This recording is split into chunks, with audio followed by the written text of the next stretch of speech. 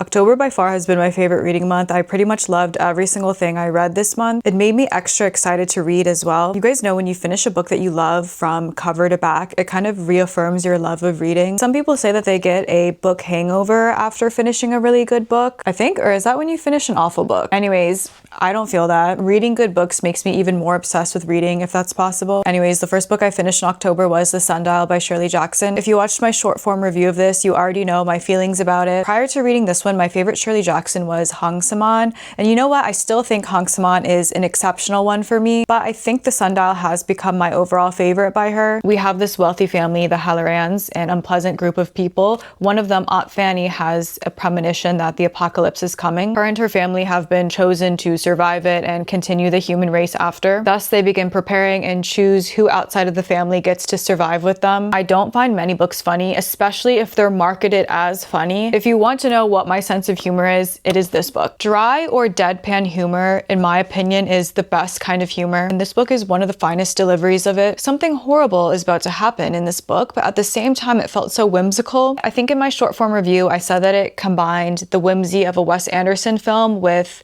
Shirley Jackson's usual tone of horror and macabre and suspense. To me, it was a perfect marriage, perfect execution of the two. It is absurd, but there's also an affecting message here. She's satirizing the ultra-wealthy's typical proclivity towards insularity. The ultra-wealthy like to physically and socially separate themselves from others. Their own neighborhoods, their own schools, their own vacation spots, their own section on the plane, their own ticket out of here when the apocalypse happens. Before they had even heard of the apocalypse happening, the Hallorans had already isolated themselves away from other people. They did not want to be with them. And we see how that self-imposed insularity can foster delusion, especially delusions that stroke the ego. Is the apocalypse even coming? And if it is, are they really the chosen ones? My questions might make you really consider what happens in the end, but I guarantee you will be surprised. As with all of Shirley Jackson's endings, they tend to veer off the visible road and crash, leaving you shocked. I'm a big fan of Shirley Jackson, and correct me if I'm wrong, but I don't hear enough people talking about this one. I know pretty much everyone has read The Lottery in school, The Haunting of Hill House, We Have Always Lived in the Castle. Those are also very beloved by people. I genuinely think that this should rival the relevance of The Lottery. I consider The Lottery a masterpiece, and this was that good to me. So at this current moment, as I'm filming this, it is November, and I've actually already finished The Road Through the Wall. I finished it, I think, 2 days ago now. I'll talk about it in my November books video. That was my last Shirley Jackson fiction novel I had left to read, very unfortunately for me, but I do have more of her short stories, her essays, her nonfiction that I can get to. Let me know if you've read her nonfiction, what I should start with. Pride and Prejudice by Jane Austen was my next read. This was a reread for me. I think I read it for the first time when I was in 6th grade. I'm not sure how old people are when they're in 6th grade, maybe 11 or 12. I don't remember my specific thoughts on this book. I just know that I wasn't overly impressed. I remember I watched the movie with Keira Knightley like a few years after that maybe, and I did not like it at all. I thought Keira Knightley was so pretty, and I was confused by Mr. Darcy. For some reason, I thought that he was too old and not handsome enough to be Mr. Darcy. As for the book, I read the entire thing in about 2 to 3 days. In very few sittings. Not to sound annoying or special or different, but I don't tend to gravitate towards romances. Maybe 9 out of 10 that I have read or watched, I usually think are cheesy or overwrought. I also overanalyze it, and that kind of ruins the fun. I want to make it clear though, I don't think that this is a cool or admirable trait. I'm jealous of people who are not overly cynical and analytical about romances, and they simply feel giddy about them. You feel excited to see what's going to happen next. You feel all the emotions, you're kicking your feet, you want to talk about it with your friends. That is a small good part of life, right? I did feel that with this book, and I really think it's because the romance is not overwrought. It's not even wrought. It wasn't full of drama and angst, but still Jane Austen manages to make the love story feel very touching and impactful. This has impacted generations and generations of people, and will probably continue to do so. I think accomplishing that makes a romance feel a lot more sacred and important. On a somewhat similar note, in the movie, they don't even kiss. People are still losing their minds. It's one of the greatest love stories ever, and it feels unintentionally so, which makes it feel more sacred and real. I'm saying all of this to illustrate why I was able to read this so quickly. I couldn't put it down. I know exactly what happens, but still the storyline was so compelling. Romance aside, aside, this is also excellent writing. Austen is sharp and witty. You can tell through her writing that she's very intelligent. She's also very insightful. She understood people. One time, a long time ago at a job, a person, I guess, had heard that I enjoyed reading and they were trying to have a conversation with me about books. They just assumed that I love romance books like Pride and Prejudice. That's not an incorrect assumption, but I had never said that. And then they proceeded to talk poorly about Jane Austen. They said her books are boring and overrated. I asked them which book they had found boring and they had not read any. Anyways, this person at the end of the conversation ended up telling me that I should read The Crying of Lot 49 by Thomas Pynchon. I have not read Thomas Pynchon, maybe out of solidarity for Austen. I'm not going to speak negatively about Pynchon though, because I don't know. I haven't read his books. Jane Austen's books are significant for a lot of reasons besides them just being romances and catering to women's tastes. They have social commentary that is historical and also still relevant today. She expertly utilizes literary devices like satire and irony. Her dialogue is sharp and revealing without being heavy-handed. She's also elaborating on human experiences that go beyond a romance. For example, moral changes, growth, becoming self-aware, like Emma, the importance of empathy, having to come of age, friendships, sisterhood. To assume that her books are poorly written, boring, overrated, because they feature romance and are written by a woman, without ever having read one, is lazy and very revealing. I don't think everyone has to read Pride and Prejudice, but I do think this is canon literature, a classic for a reason, deservedly so. It's an iconic piece of literature. I think that pretty much sums up why I enjoyed this book. I loved my second reread of it. I'm very excited to continue my rereads of Austen. I'm curious if you're an Austen fan, if you've read her books, which one is your favorite? Mine used to be and has been Northanger Abbey and Persuasion a bit. I'm excited to see if those will stand the test of time and also maturity. Completely different day. But I finished The Finishing School by Muriel Spark right after Pride and Prejudice. This one only took me one day to read, and that's because it's extremely short. And also the margins are huge for some reason, as well as the font. Despite enjoying Muriel Spark, I did not enjoy this that much. It was readable, and at no point did I have the urge to stop reading, so it wasn't that unenjoyable. So it's set at a finishing school where I believe young ladies would go to after primary or maybe secondary school to learn things in replacement of university. Correct me if I'm wrong, because I'm not entirely sure. At this finishing school, it's supposedly an unusual one, and there are also boys and girls at it. It's run by an aspirational writer named Roland and his wife. One of his students, Chris, is a literary prodigy who's also working on his own writing, which a lot of editors and people in literary circles are anticipating. No one really cares about Roland and his writing. He's been working on it for a while. No one's anticipating it. So he's kind of jealous, actually very jealous of Chris. He's very nosy about Chris's book and he tries to sabotage him. Chris also eggs him on, taunts him. The two have a very weird dynamic. The characters are all unpleasant, which I don't usually have a problem with. Everyone is unpleasant to someone, but maybe because the story was so short, I didn't feel attached to any of them. It felt like I was watching shadows on a cave wall. They didn't feel like real people. Roland and Chris felt like voiceless Tom and Jerry running around chasing each other. Because I didn't feel that I knew or understood them, the unpleasantness didn't amount to anything. I didn't really care. Muriel Spark is wily and satirical, and this is very clearly a satire on ambitious opportunists who are all playing at a pointless game in the end. I like that theme. I guess I didn't like the vehicle for the theme though. This one is not nearly as known as Muriel Spark's other books, especially The Prime of Miss Jean Brodie and The Driver's Seat. The Driver's Seat I read many years ago and I really enjoyed it. I thought it was a weird book in an enjoyable way. I think this was her last one to be published, and it's supposedly similar to The Prime of Miss Jean Brodie, which is also set at a school and features a teacher.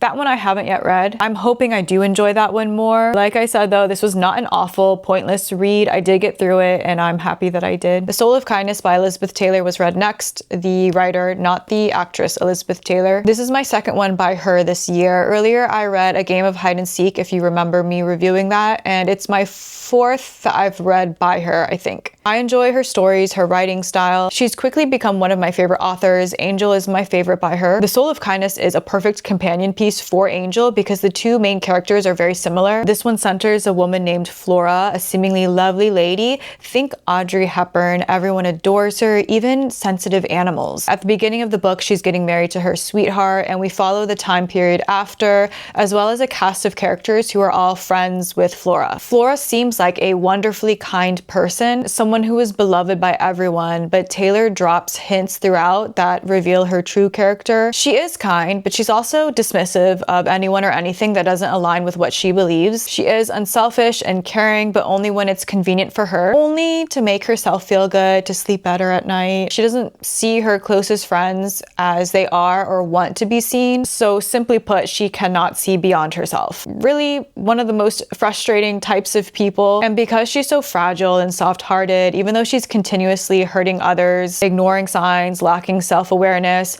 how can you confront her? She would be crushed. And so Flora's inner circle, they continue to take it in stride and they grow more and more resentful. Flora is an interesting character. She's easy to mull over, and I think everyone would agree that she is irritating. I also think that people may see themselves in Flora. In the beginning, Flora's closest friend Meg has what she calls a disloyal thought. Whenever anyone brings up the way that Flora lacks, they feel ashamed. She's one of those realistic characters that somehow feel very niche, but also very universal at the same time. Reading about her makes you yourself have a disloyal thought because she reminds you of someone, maybe someone you're close to, or maybe yourself. That's a big reason why I love Taylor's books. She reveals the brutal truth about people. It's not flashy or overt. She does it quietly and slowly as the story progresses, dropping little hints through the dialogue or the observations. And not just Flora, the whole cast of characters, they're all very interesting people. You could probably mull over each one, write an entire essay on each one. I found this to be a solid, interesting read. I do believe that it's out of print, although Virago may still publish this one. This is the older vintage Virago, and I know a lot of the ones that they used to publish, they no longer. NYRB also publishes a few, but she had a lot. If you find one of her used books in a bookstore, make sure you pick it up. And who knows, possibly her books could come back into print if people have interest. This book, The Penguin Book of Ghost Stories, curated by Michael Newton.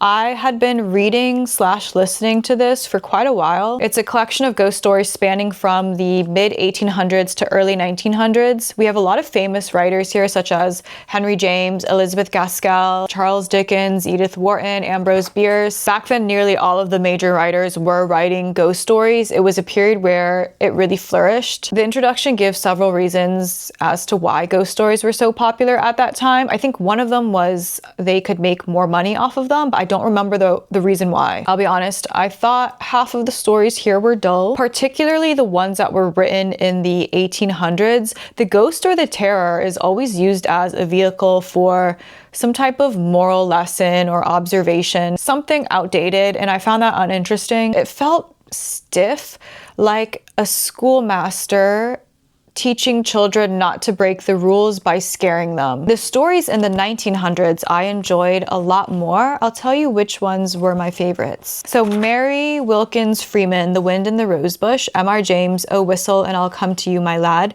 Henry James, The Jolly Corner. Those three stood out to me the most. However, I wasn't wowed by any of them. I did find the introduction very interesting. If you do end up reading this, make sure you read the introduction at the end because it does spoil pretty much every story in here. It talks about the haunting versus the haunted, why ghost stories were so popular at the time, what these terrors usually represented and why. That was all intriguing, but the actual story's not so much. I was a bit disappointed because I did have a few short story collections that I wanted to read during spooky season, and I feel like I chose the wrong one. I'm making it sound way worse than it actually was though. Just like The Finishing School, I don't think that this was a waste of time. I'm happy I read it. I love ghost stories, and I learned a lot about the evolution of the ghost story during this time, its rise in popularity and why, as well as experiencing the actual examples. I'm happy I actually got to it, and if you're interested in this or been wanting to read it, don't be persuaded otherwise. I'm filming this on different days and seeing myself on the viewfinder, I think I wore the same sweater all 3 days. Anyways, in October, the next book I ended up finishing was The Fate of Mary Rose by Caroline Blackwood. I feel like I've talked about this over and over now. I felt as if I was in a haze while reading this, an enjoyable haze. It was like I was under evil hypnosis, but I loved it. This was absurd, wicked, and funny while also being very telling and poignant. I love all of Caroline Blackwood's books, and I feel like this is the peak of all of her typical writing characteristics. I find this hard to describe, even though I've described it multiple times by now. There is something that's very dark and serious that takes place in the story, so if you typically check trigger warnings, be sure to do so with this book. So the narrator of this book is a pretty successful writer named Rowan, who is working in London,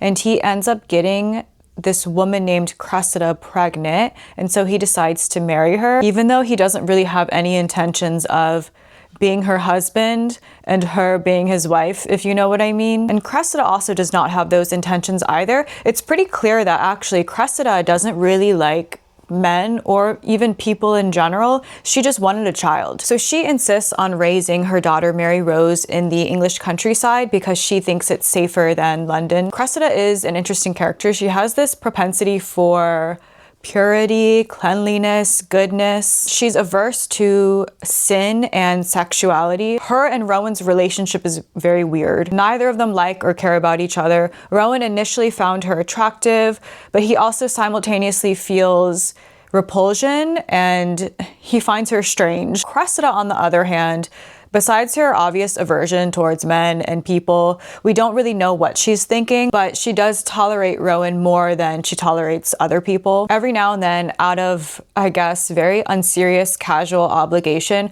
Rowan will go down to this English village to visit Cressida and his daughter. Each time, though, he feels uncomfortable and kind of repulsed and can't wait to get back to London and his work and his longtime mistress. Cressida is very protective and particular about Mary Rose. She loves her daughter a lot, and because of that, Rowan doesn't feel guilty about taking a backseat. This abnormal but mundane life is cut through by a horrible crime that takes place in the English village. There is a murderer on the loose and everyone is talking about it, particularly the woman in the village, and especially Cressida. In fact, Cressida cannot seem to let it go. It consumes her. And Rowan cannot comprehend why Cressida and all the other women are so worried and hysterical and obsessed with this crime and its perpetrator. The women want whoever this man is and all of the men while they're at it to pay. While I was reading this, I had feelings of dread, horror, and discomfort, but I also couldn't stop laughing. The combination is akin to hysteria. And this is a book about mounting hysteria, so to feel that with the characters, I think is really a testament to Caroline Blackwood's writing skills. This ought to be a paragon of dark humor. The feelings of dread that were insidiously creeping up on me and making my heart pound throughout the story. But then Caroline Blackwood would temper all of that with an absurdly funny conversation. She also touches on so many themes here. The contagious aspect of hysteria, female rage, how people flock to watch and feed off of the tragedy of others. Rowan's obliviousness is also satirizing male privilege. The ending was impactful. I loved the whole point of it. This is not a book I will be forgetting, and I wish I could read something like this again, but I fear it is one of one. Because I was so enamored by my last read, I decided to pick up another Caroline Blackwood, and this was actually my last fiction novel I had left to read by her.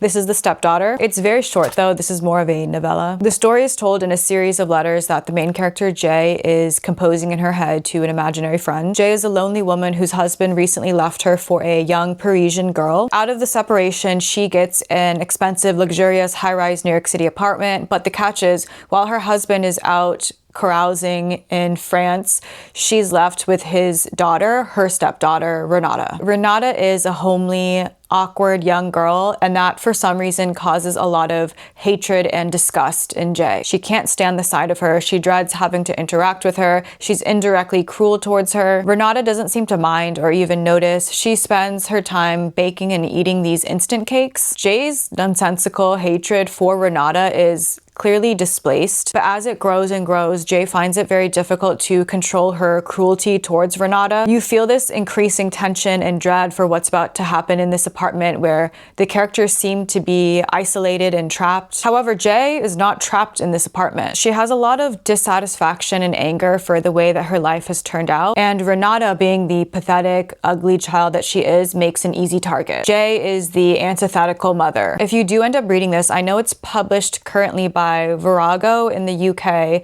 and also McNally Editions in the US, which is the one that I have. I really recommend this edition in particular if you can get your hands on it, because the foreword by Heidi Julevitz, it was so fascinating. It was almost the best part about reading this book. It makes you think about Caroline Blackwood and this novella in a different way. Make sure you read it at the end because it does give spoilers, but it was fabulous supplemental material for the story. The October Country by Ray Bradbury, I had been reading on and off all month. This is a collection of short stories and I tried to read one a day. Most of the stories here deal with feelings of being an outsider, isolation, being different from others. It's called October Country because apparently they all take place in the same universe. However, each story is a standalone, but there are some that feature the same characters. I think just the Elliot family have crossovers. The Elliots are this family of vampires that have superpowers. They are very similar to the Addams family. I think there is a relation here. So the creator of the Addams family actually met with Ray Bradbury to create this vampire family, but then I think they didn't end up working together, and then the creator ended up with the Addams family, Ray Bradbury ends up with the Elliot family. They're very similar, and I thought that was by chance as I was reading this, but then I found out that information. From this collection, the stories that I enjoyed the most featured the Elliot family, and in fact I would love to read an entire book about them, but I think he only wrote short stories about them. Overall, I enjoyed this collection much more than the Penguin Book of Ghost Stories. These are little bitey stories and they are scary in a very discomforting way. Actually, a lot of the stories are more uncomfortable rather than scary. I actually go back and forth on whether or not I like Ray Bradbury's writing. With his novels, he tends to veer into stream of consciousness, the type that always causes me to tune out in the middle of a spiel. I didn't get that sense though with these short stories, and I actually would love to read more of them because I think he does have more spooky ones. I found this to be a very solid collection. In my last vlog, I told you guys I wanted to do NYRB November and mostly read New York review books. I asked you guys for your favorites or recommendations. A lot of the ones that you guys recommended I also love, so we have similar taste. But I thought instead of me filming my November TBR here on YouTube, I would show you guys my own NYRB recommendations very quickly. Let's go over to my bookshelf. Actually, all of my NYRBs are not currently on this shelf right now. I have some over here in this stack that I really don't want to take out. And then I also recently had someone borrow a few, but I'll show you guys the ones that I recommend from here. Maybe I'll show you guys the ones I didn't really like as well, because I'll be honest, I know that this is quite popular and I did read this a really long time ago. I didn't love this, Speedboat by Renata Adler. I think it's because it's very stream of consciousness, if I remember correctly. Take a Girl Like You by Kingsley Amis, I've talked about. I do like Amis's writing, but this is a difficult book to stomach, in my opinion. It kind of infuriated me. And then we have Great Granny Webster by Caroline Blackwood, Corrigan by Caroline Blackwood. I actually read this one first, I think maybe 2 to 3 years ago. And then maybe last year I read this one. I loved both of them. To be honest, I'm not a huge fan of Eve Babbitt's. This is one I haven't read. I read her other nonfiction, the one about Hollywood, earlier this year. Maybe you guys remember my review. A Month in the Country is a fabulously quiet one to read in the spring or the summer. And you know what? Also in the fall, I think as well, because it does veer into the fall, if I remember correctly. Yeah, this is a popular one and deservedly so. Down Below by Leonora Carrington, I really enjoyed. This is more of a memoir about Carrington's descent into madness during World War II. It's bleak, but I enjoyed it. The Invention of Muriel by Adolfo Bioy Casares. I read this a long time ago and it still is one of my favorite books ever. I adore this. It is so eerie and magical. The feeling that's in this book is unmatched. I've never come across anything similar. His other book, Asleep in the Sun, I enjoyed, but it's definitely not comparable to The Invention of Muriel. And then of course, Barbara Commons. I recommend all of them. And I think I've read all of the ones that NYRB has printed. I have some Viragos left by her that I need to read. Don't Look Now by Daphne du Maurier, I also read quite a long time ago. I did enjoy this, but there's another spooky short story collection by Edith Wharton that I think is stronger, much stronger than this one. They're kind of similar. This one is definitely okay, but I found a lot of the stories to be quite weak. This is the one I'm referring to. If you're looking for a spooky short story collection to read, I would definitely choose this one over Don't Look Now. Both are good though, so if you have time, you can read both as well. I don't have it currently on this shelf, but Tristana by Benito Perez-Galdós I read earlier this year and I absolutely loved it. Because of that book, I really want to get to this one quite soon, but I also have Fortunata y Jacinta to read. However, that one is gigantic. A Family Lexicon. Did I read this? No, I didn't. I'm sorry. I read Sagittarius by Natalia Ginzburg, which I think NYRB also prints Sagittarius. I read it by a different publication, but I do recommend that one. I need to get to more Natalia Ginzburg at some point. My Face for the World to See. I actually remember I read this over Halloween a few years ago, and I did not really like this one either. It's just very apparently written by a man, in my opinion, and that made it kind of unpleasant. The Pumpkin Eater by Penelope Mortimer. One I also infamously didn't really enjoy. However, I do know this one kind of has like a cult following, I think. This is also one I read a long time ago, so what I can remember, I found it to be very abstract and I think stream of consciousness as well. It's just not my thing. Augustino is a great one to read during the summer. However, it is very bleak. It's a coming of age story. And it's very uncomfortable. Bambi, I really want to read. I bought this last time I was in New York City and a man on the street stopped and asked me where my shoes were from because he liked them. And then he saw me carrying this book and he asked me what it's about. And so I was telling him the movie Bambi by Disney is apparently loosely based on this. That man who stopped me asked me how I feel about performative male readers, which I thought was funny. And then he referenced Jacob Elordi. I didn't know Jacob Elordi was like the quintessential performative male reader, is he? My question is, why is he considered performative? Why do people think he's not reading? Next, I have the Magda Szabos, Abigail, The Door, Catalan Street. I loved. The font I really did not like. I need to do a reread of this. The Door, highly recommend. Abigail, highly, highly recommend. But I do think Catalan Street was the most impactful for me, and Iz's Ballad I need to get to at some point. Angel by Elizabeth Taylor, one of my favorite books as well. I highly recommend this one. Mrs. Palfrey at the Claremont, I also really enjoyed. This was my first Elizabeth Taylor that made me grow very interested in her. And then I read A Game of Hide and Seek, also printed by NYRB earlier this year. The Enchanted April. A lot of people saw my short form review of this. I feel like a lot of people who watch my content associate this book to me. And yes, I did enjoy it. I thought it was a charming read, especially for April, the springtime. I will say it was all fabulous until the men showed up. The husbands showed up at the end. So many of you guys told me that I need to read Stoner by John Williams. I actually have read this. I also feel like it's so beloved and popular that I don't need to mention it. I did enjoy it. I think it deserves the praise that it has. However, there's something about it that makes me feel kind of disillusioned and down. There's something about this that I don't want to think about. Sylvia Townsend Warner. I read another book by her, but now I can't remember what it was. It wasn't an NYRB though. Okay, I just looked at my other bookshelf and it was The True Heart. I did like that one, but I haven't read another Sylvia Townsend Warner since. And then of course here I have Stefan Zweig.